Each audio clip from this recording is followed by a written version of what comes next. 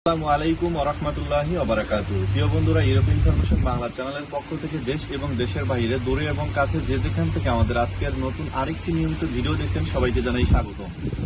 আলহামদুলিল্লাহ আলহামদুলিল্লাহ আলহামদুলিল্লাহ সিঙ্গাপুর থেকে পোল্যান্ডের ভিসা হলো আমাদের মাধ্যমে এবং সম্পূর্ণ প্রসেস করেছিলাম আমরা এবং ওয়ার্ক পারমিট দিয়েছিলাম আমরা। তো এই ভাইয়ের টিআইজি ওয়েল্ডিং এর কাজ জানতো। আমরা শুধুমাত্র যারা মিডল ইস্টে আছেন অথবা সৌদি আরব, কাতার, কুয়েত অথবা আপনার সিঙ্গাপুরে যারা আছেন টিআইজি ওয়েল্ডিং এর কাজ করেন, তারা আমাদের সাথে যোগাযোগ করলে এই ভাইয়ের মতো আপনাদের ইনশাল্লাহ ভিসা হবে। সম্পূর্ণ আমরা কাজ করেছিলাম এই ভাইয়ের শুরু থেকে শেষ পর্যন্ত, কতদিনে অ্যাপয়েন্টমেন্ট পেয়েছিল এবং আপনার কতদিন পরে ভিসা পেলো এবং কতদিন পরে এম্বাসি ফেস করলো, এ টু জেড থাকবে আমাদের আজকের এই ভিডিওতে। তো অনুগ্রহপূর্বক আপনারা এই ভিডিওটি কন্টিনিউ করবেন। আশা করি আপনাদের অনেক বিষয় আজকে জানতে পারবেন এই ভিডিওর মাধ্যমে। তাহলে শুরু করা যায়, আমাদের কম্পিউটার স্ক্রিনে যাওয়া যাক। বন্ধুরা, চলে আসলাম আমাদের কম্পিউটার স্ক্রিনে। আপনারা দেখতে পাচ্ছেন যে আমাদের চ্যানেল ইউরোপ ইনফরমেশন বাংলা। আমাদের সাথে যদি কন্ট্যাক্ট করতে চান, অবশ্যই আমাদের এই চ্যানেলের মধ্যে নাম্বার দেওয়া আছে, আপনারা চাইলে আমাদের সাথে কন্ট্যাক্ট করে নিতে পারবেন। যারা টিআইজি ওয়েল্ডিং এর কাজ জানেন, সিঙ্গাপুরে থাকেন, তারা আমাদের মাধ্যমে কিন্তু পোল্যান্ডে আসতে পারবেন। তো যে ভাইয়ের আজকের সফলতার গল্প বলবো, সেই ভাইয়ের আমরা ভিসাটা আপনাদেরকে আজকে দেখাচ্ছি। তো প্রথমে আমরা ভিসাটাকে ওপেন করলাম। আপনারা দেখতে পাচ্ছেন যে এই ভিসাটা কত তারিখে স্টাম্পিং হয়েছে, তাও আমি আপনাদেরকে দেখাবো। সব কিছু এ টু জেড থাকবে আজকের এই ভিডিওতে। তো আপনারা দেখতে পাচ্ছেন যে 23/2/2026 মানে আপনার গতকালকে ভিসাটা স্টাম্পিং হয়েছে এবং ভিসাটা দেওয়া হয়েছে 365 দিনের মাল্টিপল ভিসা দেওয়া হয়েছে। উনি চাইলে একাধিকবার পোল্যান্ডে আসতে পারবে এবং পোল্যান্ড থেকে বাংলাদেশে যেতে পারবে এই ভিসার মেয়াদ থাকাকালীন সময়ে। তবে এরকম রিস্ক অনেকেই খুব কমই নেয়, এই রিস্কটা নিতে চায় না, যেহেতু ইউরোপের সেনজেন কান্ট্রি পোল্যান্ড এবং এই পোল্যান্ডে আসলে আপনি আরও 29টা দেশে যেতে পারবেন, সেই সুযোগও কিন্তু আছে।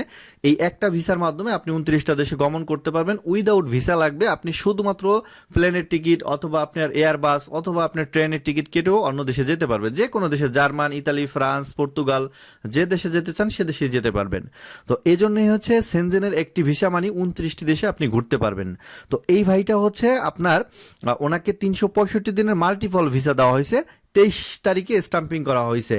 উনি সিঙ্গাপুর থেকে ভিসাটা পেয়েছে। দেখেন এখানে লেখা আছে সিঙ্গাপুর এবং খান মুরাদ খান ওনার নাম তো এই ভাইটা আমার সাথে যোগাযোগ করেছিল আরও আপনার 8-9 মাস আগে।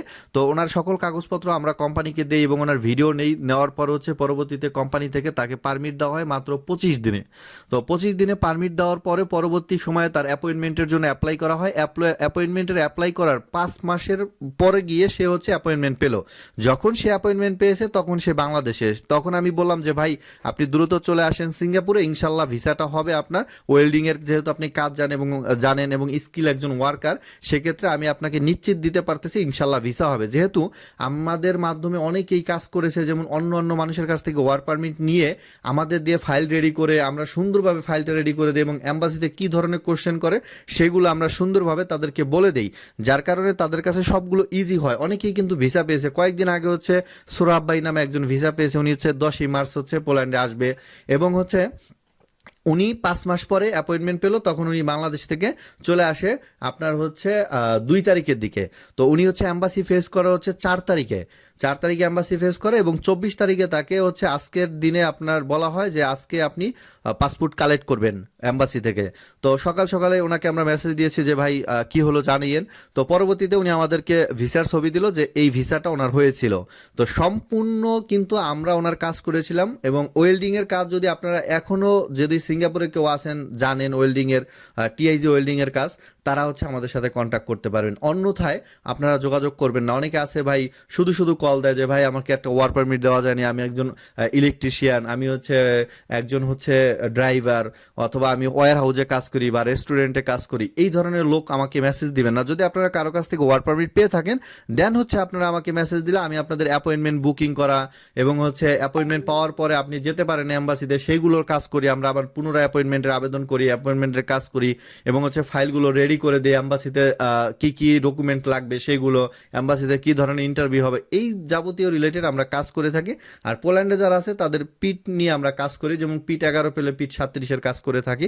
সো এই বিষয় রিলেটেড যদি আপনাদের কোনো ইনফরমেশন জানা থাকে তাহলে আমরা হোয়াটসঅ্যাপে আপনারা নক করতে পারেন। অন্যথায় যাদের হচ্ছে ওয়েল্ডিংয়ের কোনো ধরনের যোগ্যতা নাই তারা আমাদের আশা করি আপনারা আমাদেরকে নক করবেন না, এবং যারা কাজ জানেন তারাই আমাদেরকে নক করবেন। ইনশাল্লাহ আপনাদেরকে পারমিট দিতে পারবো এবং মুরাদ ভাইয়ের মতো আপনাদের ইনশাল্লাহ একদিন ভিসা হবে। তো আজকের ভিডিওটা আমরা এখানেই শেষ করছি। পোল্যান্ডের নতুন কোনো বিষয় নিয়ে, নতুন কোনো খবর নিয়ে দেখা হবে নতুন কোনো পর্বে, নতুন ভিডিও নিয়ে। আজকের মতো এখানেই বিদায় নিচ্ছি। আসসালামু আলাইকুম ওয়া রাহমাতুল্লাহি ওয়া বারাকাতুহু।